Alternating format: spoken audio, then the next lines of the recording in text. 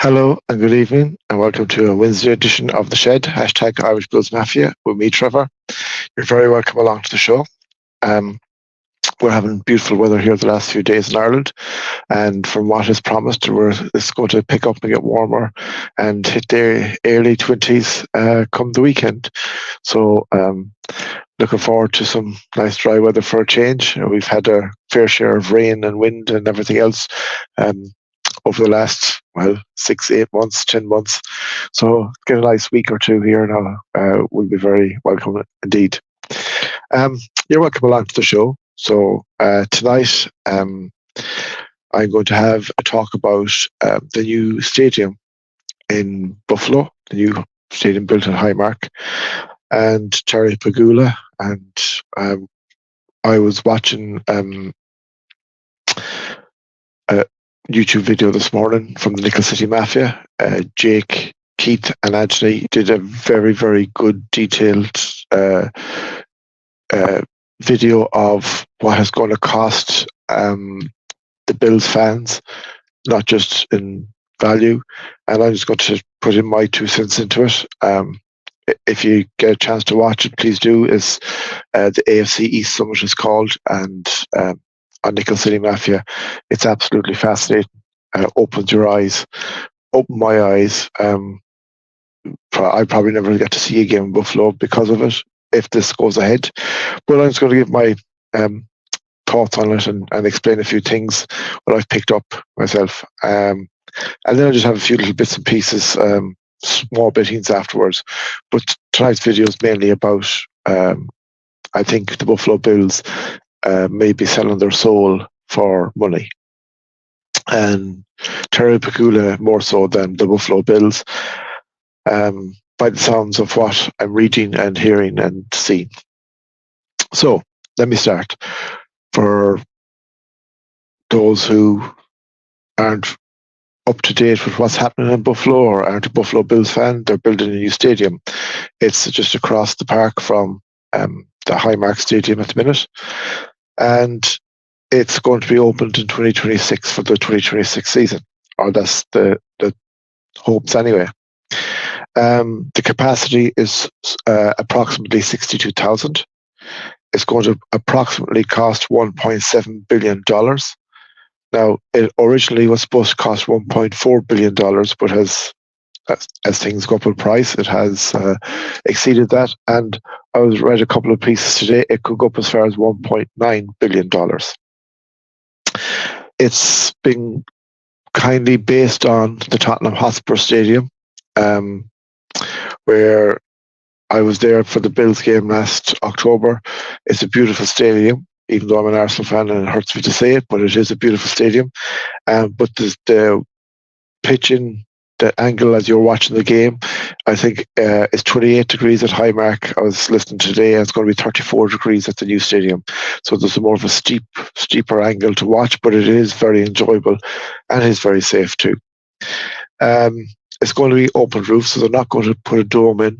Now, fans will be in favour of that in ways, but when you go and watch a Buffalo game, especially when you see it on telly, it looks amazing. You wish you were there, even though it's cold and freezing and miserable and the whole shebang with it, but you'd be going, I wish I was there. But the other side of it is, if you had a dome, you had a chance of getting a Super Bowl. So there will be no chance of a Super Bowl when that new stadium opens. Now, from what I am reading, the taxpayers are going to pay approximately $850 million of this, and apparently they're looking after the maintenance. So from what the guys were saying this morning, that if anything bigger than a light bulb goes, it's on the taxpayers' bill. From what I was reading today, the state will technically own the stadium, but the Bills organisation and its ownership will benefit from it with a 30-year lease. And from what the lads were saying earlier today, that $850 million is not money that's just handed over, it's borrowed money. So they will take out approximately a 40-year lease on it. And the stadium, as you see, with a 30-year lease, will have already been used by the Buffalo Bills. Whether they continue it or not afterwards is up to themselves. And the taxpayers will still be paying for it. Now I'm going to stop there for a second with the figures and numbers, and I'm just going to say this. I think that's scandalous to start with. Um, Owner is Terry Pagula. He's 73 years of age. He's worth approximately 6.8 to $7 billion. He owns the Sabres and the Bandits in Buffalo already. The Sabres haven't made a playoff in 13 years, and apparently, for what he paid, it has more than quadrupled in value for the franchise to what he paid for it, no more than the Buffalo Bills. I know that in 2006, Arsenal Football Club, that's the team I follow, opened their stadium, the Emirates, in North London. And they moved from Highbury, which would be like the old Highmark Stadium or the current Highmark Stadium. They didn't move far away from it. But Arsenal Football Club paid for everything. It wasn't that they went and hiked it onto the tax. It's their stadium. It's Arsenal Football Club Stadium. Now, what I can gather from the NFL and what I've learned from the NFL is the owners, they don't want to own buildings. They just want to have the franchise. If the buildings come with it, it comes with it, but it won't be that they'll go out of their way and buy them. Especially the new owners. So that if you decided, like take Las Vegas, it was the Oakland Raiders, it was the Los Angeles Raiders, it was the Oakland Raiders, it was the Los Angeles Raiders, and now it's the Las Vegas Raiders. They can move anytime they want.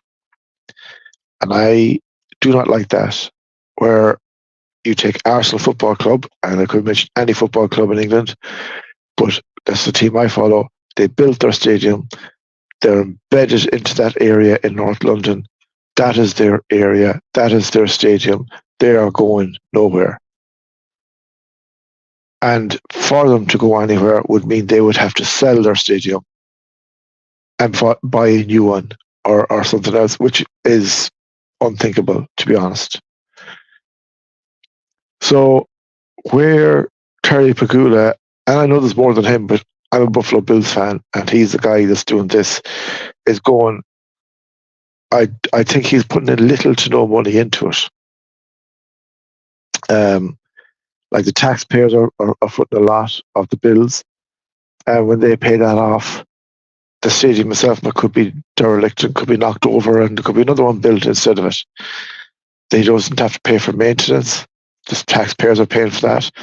Like, it's a great loophole. If the rich, the ones of the rich get richer over there, it's absolutely shambolic.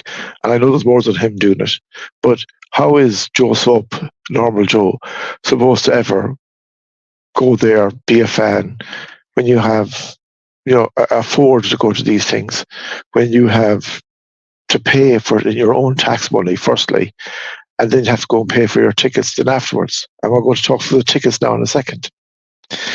It's, I don't know, it's beyond belief for me. Anyway, part two is the seats. So again, this is nothing concrete, but this is what I was hearing and reading and from the lads today. I couldn't believe it, but there's a thing called personal seat license. So the Buffalo Bills, some of the Falcons have it in. I was just reading that earlier, and there's a few other teams that have it as well, where you get a seat, and some of the seat prices are reported up to be $50,000 for you to have that seat. That's per season. It does not include the tickets for the games. Can you believe it? Like, I don't believe it. Like, you pay $50,000. What are you going to do with the seat? Look at it. There's a game on. Oh, well, I can't go in. I have no ticket for the game, but I own a seat in the stadium. A joke. And some of the seats have been priced up to $5,000 a seat a game for a ticket. Now, that's me in Buffalo ever getting there, going to see a game, gone. Like, when we went to London last October and I went to the game, I was in a corporate box that I paid for myself, got my own ticket. That ticket cost me €330. which is about $350 roughly. That was a once in a lifetime ticket for me. I would not have paid any more to go and see a game of football. Uh, Even though as much as I loved the game, but if I would have to go to Buffalo and I would have to pay, just say $500, $600, $1,000, up to $5,000 to see a Buffalo Bills game, no way, but no, I'll stay at home. They're brilliant. They're awesome. I wouldn't do it for a game of Gaelic football, and I wouldn't do it for a game of soccer, and I won't be doing it for a game of NFL. Like there's, if it's up to $5,000, they're like Super Bowl prices for a game. And back in October, when the Bills came to London, they came on the Friday, and they weren't even right for the game. They were jet lagged, and no one else could tell me different. I could see it. They needed an extra 2 or 3 days, and the Bills organisation in a whole did not take into account of the fans to give them a game, because they would have won that game if they were there on the Tuesday or Wednesday. No disrespect to the Jags, fair play and congratulations, but as a Bills fan, we were a better team, had more pieces that could win games than what they had, and they had 2 weeks there, and they made the most of it, and fair play to them, they beat us. Now, a season ticket seat approximately costs, and this will be top range in a minute, $3,000, that I was reading. In the new stadium, the PSL ticket or seat is going to cost $50,000. Like, how can you justify? It's the same team that's going out in the field that you'd pay $3,000 approximately to go and see them for one season. And then pay $50,000 the next season to see the same team just move over the road, and then have to buy the tickets afterwards. I just think that's hilarious. I don't see any way that this is a good situation for the ordinary, like myself, Buffalo Bills fan. Like, for me to go to Buffalo would be a dream come true. To go and see the stadium, go and see the team play, Josh Allen there, and witness the Bills Mafia atmosphere there. It's priceless, as in priceless to me in here. But priceless, no, it's not. Because I can wait for them to come to London, and I can go to London and see them play, whenever that will be. I can watch them on TV or my phone or wherever. And I can turn up the telly and enjoy the atmosphere when they're shouting and roaring. Yes, it's not the same, but some of these tickets for them games are $5,000 a pop. Now, 5,000 would get me into last year 15 games, approximately, maybe 13, 14 games, on what I paid for a ticket going to London. And that's for one game. That's nearly a full season. Like, you can't. No man can. Now, what I will say about it is this. As I said earlier, Arsenal Football Club moved stadiums. And yes, we have to move the times and improve things. And the move from Highbury, which was, the fans were there. There was a 38,000 seater stadium. Lovely stadium, great atmosphere. The move to the Emirates, which was 60,000, it was supposed to put them into the next level. It never did. By the time they did pay it off, by the time they paid it off, we are now just back to challenging to become champions of England. And it's taken 20 years for that team to go from the best team in England to try to be the best team in England again. Let me give you another thing, that the things with the prices, what they might do. These Arsenal tickets went up all the time. At the time, there was a 5-year waiting list for tickets, and that 5 years is dwindled away over time. There's still full stadiums because we are competing again, but I think the time was coming with the price and everything that if Arsenal weren't competing again, people would stop going further because of the price of the tickets. Here in Ireland, we have the All Ireland Football Championship. And we've got hurling as well, but I'm a football man, so I'm going to talk about the Football Championship. And I have been up to 2019 every single Mayo game of All Ireland I've been at. So I have plenty of experience. We haven't won one, but I've been there. And we haven't won one since two. So I'm not the bad luck charm, in case anyone thinks I am. But when you go to the preliminary rounds or the championship divisional, which we call Connacht Championship here, go to the knockout games, you go up to Croke Park in Dublin, you won't have full houses unless you're playing Dublin, we say. But other than that, you'll have maybe 40, 50,000 at games and you go to Croke Park. The atmosphere is brilliant, right? And it's not a full stadium. And when Mayo do play Dublin before an All-Ireland final, you'll have a full house. And like anyone that has YouTube, go back and look at the Mayo Dublin. I have a clip of the parade beforehand on this channel, but go back and watch what you can of it. The atmosphere was unbelievable. I've never seen anything like it in my life that day in 2015 in the drawn game.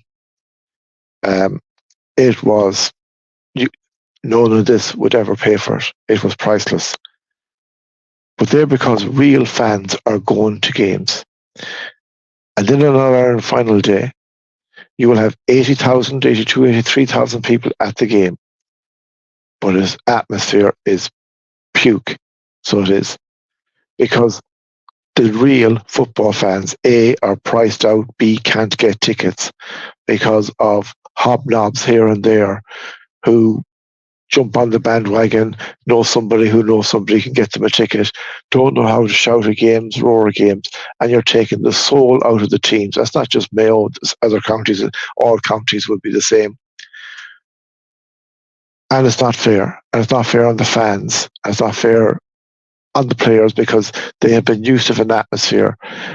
Yes, it's loud, but it's nothing like say the semi-finals, quarter-finals, Connacht Championship, when the real fans are there and the real fans are giving it everything. So what I would say to the Buffalo Bills is before you put your prices out, remember your fans. Because when you have the real Bills Mafia like what's there, going to games, week in, week out, even with no roof, and the snow, wind, rain, whatever's there, they're there. If you price them out of it, then Buffalo will lose a soul. And you might be rich, Terry Pagula, and go, but you will have a team that players won't want to play because their fans aren't there. And you look at the Los Angeles Chargers, Los Angeles Rams, Vegas to a point at the minute.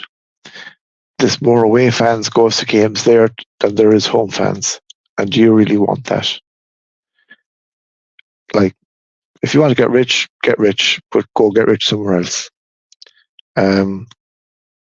Like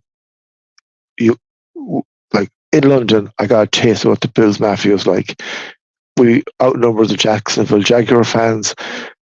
It was brilliant. It was loud. It was there. It was, I want to go to Buffalo and see it. I want to be able to afford to go to Buffalo and see it. But I can tell you right now that I will not be in Buffalo before 2026 if I was even to start saving right now for it at today's prices. And if these prices come out, I won't be in Buffalo ever to see it because there's no way I'm going to pay that for it. I will be a Buffalo Bills fan, but I'll be where I am here. So, in conclusion, if they have to build a new stadium, they have to build a new stadium. If you have to pay for it in a little way, you up the prices a little bit, but you don't go from approximately 3,000 to reported 50,000 for a seat. I was going to curse, but I won't. And then have to pay match tickets on top of it. And these might be the top of the range seats. I don't know. I'm just reading off reports that I can find and stuff just to make this video because it was something I wanted to talk about. I think it's wrong. I think Terry Pagula is wrong. Uh, he's 73. He has 6.8 billion approximately. Should his concern not be winning the Super Bowl and being able to say, well, I own a team that won a Super Bowl and I want my fans there, the real fans to be there. Like, I watched a documentary last week. I put up on Twitter about the 4-in-a-row team in the 90s, the Buffalo Bills. Like, the Bills fans didn't turn their back on that team. The rest of America did, but they didn't. And the rest of America was wrong. And it's only now that they accept that. So Terry Pagula, the fans are there. They had 17 years of a drought. They still were there. And if you go and up these prices, you'll never see this video, so you won't really care, but I'm going to say it anyway, you'll lose the fans. And if you lose the fans, you lose the spirit, you lose the team, you lose everything. And it won't be because the fans don't want to support Buffalo. It's because the real fans can't afford to go and see a Buffalo Bills game. And the NFL is cleaning money as it is. If you go on to Fanatics, a Buffalo Bills jersey is about 130 euros. It was 100 last year. So that's 30 euros of a hike for the same jersey. And it's not just them, it's everywhere. It's going up and up and up in prices. But there's a limit, there's a ceiling, and the real fans can only afford so much. But that's my rant. Let me know what you think. As I said, watch the AFC East Summit on Nickel City Mafia with Jake, Anthony, and Keith. It's brilliant. I know Keith held back. He was explaining some things about the Miami ownership and their stadium, Hard Rock. Jerry Jones, how much money he's made. Pagula, like he bought it for 1.4 billion. I think it's worth over 4 billion now. 4.7 billion, and I think the Bills are net value. So look at all the money they make. But that's from us fans following it. Now, I love the sport, and I love the game, and I love the team. But you also have to think, what can I afford to go and see the team? And just the way they're going to price things, you won't be going to see it. I won't be able to go and see it. So anyway, guys, that's my thoughts on that. The other bit of news that there was this week is non-Bills related. I just was listened about on Overreaction podcast about Quintez Cephas and Chase Claypool and where they fit in. And Joe Marino was doing his 53-man roster, and these two guys aren't on it. And to be honest, both of them have had off-the-field issues, and Claypool has sort of dressing room issues as well. If these guys bring these issues with them, I don't want them near the place. Just cut them, get rid of them, be gone. If they don't, and they try to turn a page and try to become somebody else, then I wish them well, and I will support them. But if they start bringing bad eggs into the place, then out. Good luck. Don't need it. Bye-bye. On non-related Bills, Joe Burrow was back throwing balls for the Cincinnati Bengals this week, and I am delighted. Joe Burrow is an absolutely awesome quarterback. And in 2023, and I will do a 2024 one later, he was himself, Josh Allen, and Patrick Mahomes, for me, were the top three quarterbacks, bar none, in the NFL. So he got injured. I will do a new video in the coming weeks of quarterback ratings and what to expect and who's up and who's down. But for me, they were the three guys that were so far ahead of everyone else. And there was nothing between them three. And there still isn't when they're on their game. We have to see how Joe Burrow comes back from this injury. It's great to see him throwing balls, and I am delighted, and I want Cincinnati to be a rival, because the more rivals we have, the more bigger games and enjoyable games we have. And having him back is going to be brilliant for the 2024 season. And it will push us to be a better team to finish ahead of them. Then the other thing I was reading was Rashee Rice. So Rashee Rice won the Super Bowl with the Chiefs. Then a few weeks ago, got caught driving down a motorway, racing with someone and caused a crash. And apparently, allegedly, got out of the passenger seat and allegedly left the scene and now is allegedly in big trouble. But apparently, he was out in Dallas at the weekend and allegedly punched a photographer. So he's in more trouble. So Rashee Rice, for the Kansas City Chiefs, you have great potential and you're throwing it away. Just cop on in the story. And the fixtures, there was rumours that they would be released this week, but I seen it released out today that the fixtures won't be released until next Wednesday, the 15th.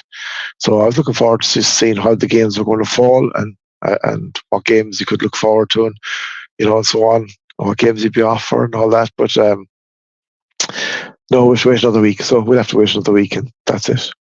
But anyway, that's my video for tonight, folks. I'm sorry I started off on about the ownership and the new stadium, and it's not a happy note that I'm on, but it's something I needed to discuss because it was something when I thought about it and I said, this is very important. Like, you look at, how I am in the west of Ireland. For me, it would cost me a flight probably to New York, then another transportation mode. Maybe it's a flight to Buffalo, I don't know, or it's a train or it's a bus. Then you have to stay there. Then you have to pay for your match tickets. And these are all real things. And then you have to come home.